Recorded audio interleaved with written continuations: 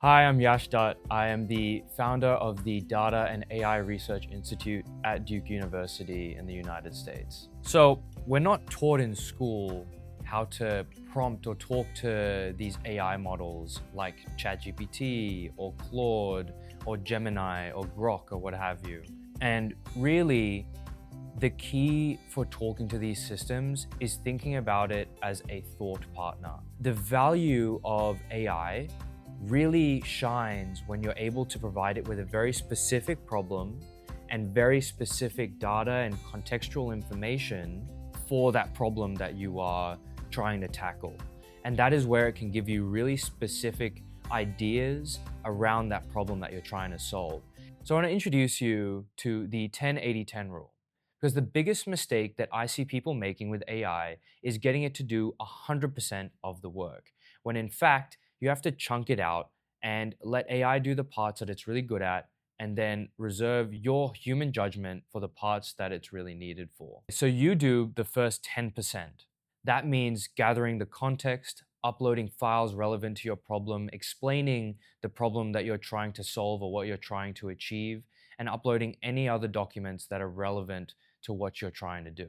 And then AI does the middle 80%. And this is where, you put it into Claude, Gemini, or ChatGPT, and it generates the output. And so what it does here is it takes what you've given it in that first 10%, and then it provides an output based off of all those documents and information that you've shared. And then you do the final 10%.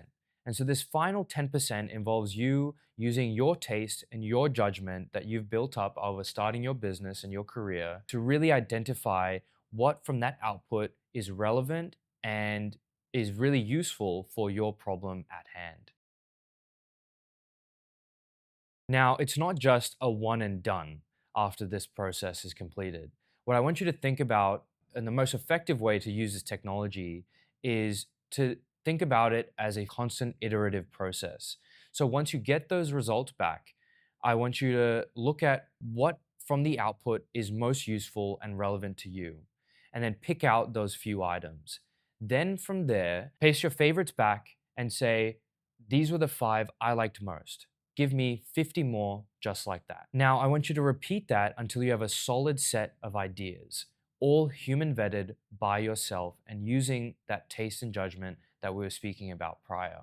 And so this loop keeps on going until you are happy with your final result. Develop your taste.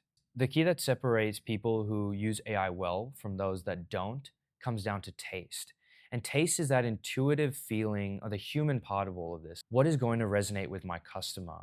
What is going to solve this problem for my customer best? Because oftentimes you're going to receive multiple outputs from the AI, but it comes down to you to make that connection from the AI to the real world. It's really important to remember though that the fundamentals of business still apply and apply more than ever, honestly.